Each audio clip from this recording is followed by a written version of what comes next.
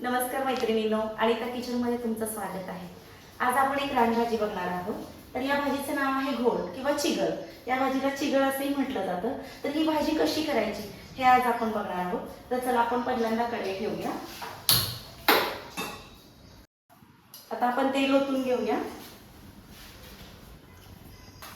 तेल तापलेलं आहे आपलं। आता तेलामध्ये मी थोडंसं मोहरी तडतडून द्यायची आहे चांगली। मोहरी तडतडायला लागली की आपण थोडे जिरे घालून घेऊया। थोडा हिंग घालूया। त्यामध्येच लसणाचा एक 5-6 कुड्या घालूया। लसूण भाजलेला आहे आपला। आता आपण ही भाजी घालून घेऊया।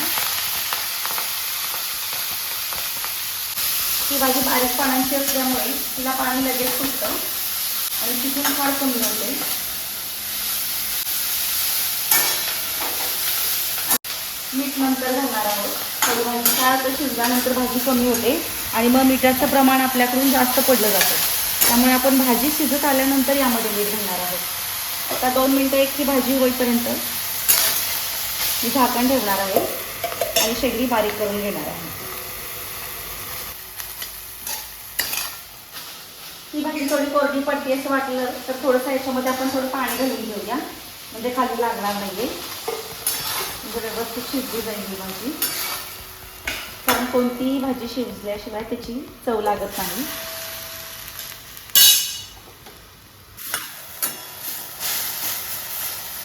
या भाजीमध्ये आपण थोडं बेसन पीठ घालून घेऊया, कारण ही भाजी आंबट असते त्यामुळे आंबटपणा कमी करण्यासाठी आपण थोडंसं बेसन पीठ घालणार आहोत।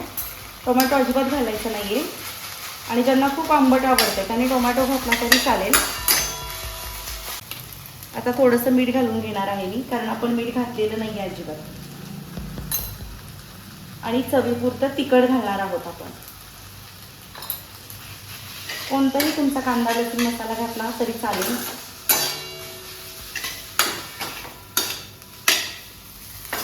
एकदा छान असं परतून घ्यायचं आहे आपल्याला। हे 1 चमचा शेंगदाण्याचं कूट घालणार आहे। हे शेंगदाण्याचं कूट आपण भाजून बारीक केलेलं आहे।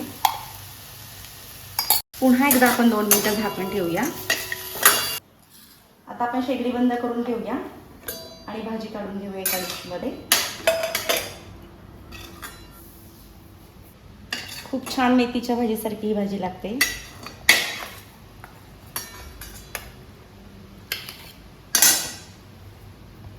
आपली ही भाजी झालेली आहे। तुम्हीही करा आणि कमेंटमध्ये सांगा की भाजी कशी झाली ती।